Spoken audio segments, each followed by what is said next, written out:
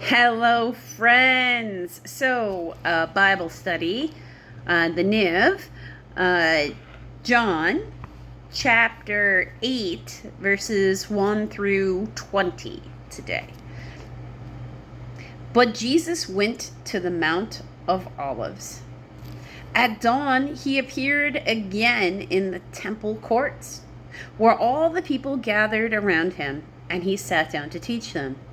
The teachers of the law and the Pharisees brought in a woman caught in adultery. They made her stand before the group and said to Jesus, "Teacher, this woman was caught in the act of adultery. And the law of Moses commanded us to stone such women. Now what do you say?"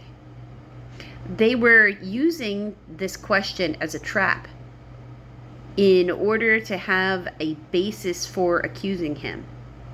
But Jesus bent down and starting to write on the ground in his finger, which is interesting. I'd like to know what he was writing. Like what was it in Hebrew? It probably was in Hebrew. When they kept on questioning him, he straightened up and said to them, "If any one of you is without sin, let him be the first to throw the stone at her." Again, he stooped down and wrote on the ground. At this, those who heard began to go away one at a time, the older ones first, until only Jesus was left, with the woman still standing there. Jesus straightened up and asked her, "Woman, where are they? Has no one condemned you?" "No one, sir," she said.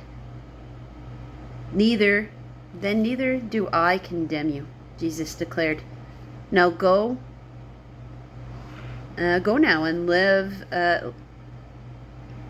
leave your life of sin. Go now and leave your life of sin." That's Mary Magdalene. The book of John doesn't identify who the person is, but in other versions, like other Gospels, I don't mean by that particularly clear, not other versions of the Bible that I am aware of, but in previous testimonies, Matthew and Mark, this is identified as Mary Magdalene. And I guess there weren't real intent, were they?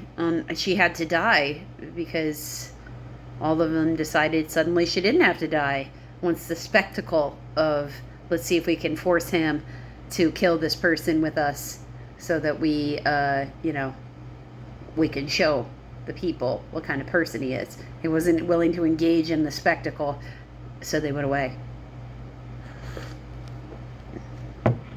Also, that I find that very telling, that none of them felt like they didn't have any sin, so they couldn't judge. All right, the validity, the next section here starts at 12, is the validity of Jesus' testimony. When Jesus spoke again to the people, he said, "I am the light of the world. Whoever follows me will never walk in darkness, but will have the light of life." The Pharisees challenged him. "Here you are, appearing as your own witness. Your testimony is not valid." Because in their culture, you need 2 witnesses to testify. Jesus answered, "Even if I testify on my own behalf, my testimony is valid. For I know where I came from and where I'm going. But you have no idea where I come from or where I am going. You judge by human standards. I pass judgment on no one. But if I do judge, my decisions are right, because I am not alone. I stand with the Father who sent me.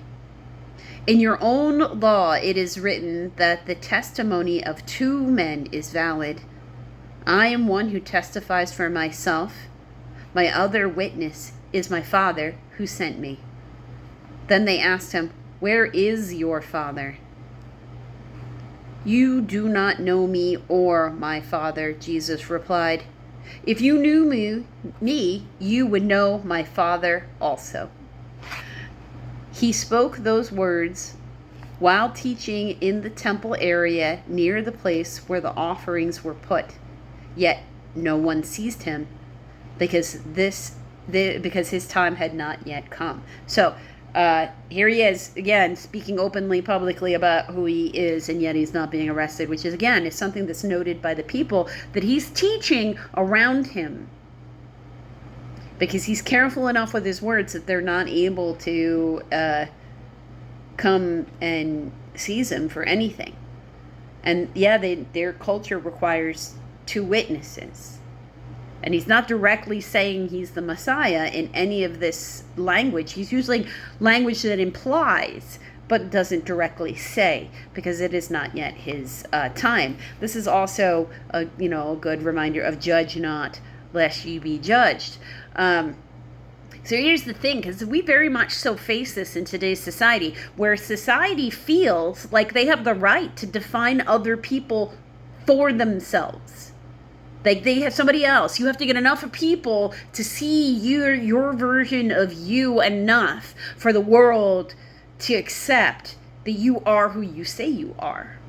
And in reality, that's some low energy of vibration, narcissistic nonsense. The only person who defines you is you, and you define you by the actions you take and the way you treat other people and how you show people what's in your heart. So let's all start from a heart-centered place today, because that's what he really wants from us in the first place. He wants us to be the best version of us that we can be, and to treat everybody around us with a little bit of dignity, grace, and respect. So let's see if we can go about the world today moving in grace, making our life one big moving prayer. Because honestly, putting our head down and doing the work is the best way to make everybody who thinks that we can't do what we say we can do to shut their mouth, because we're proving them wrong without even acknowledging their existence, which I have to tell you feels fantastically delicious.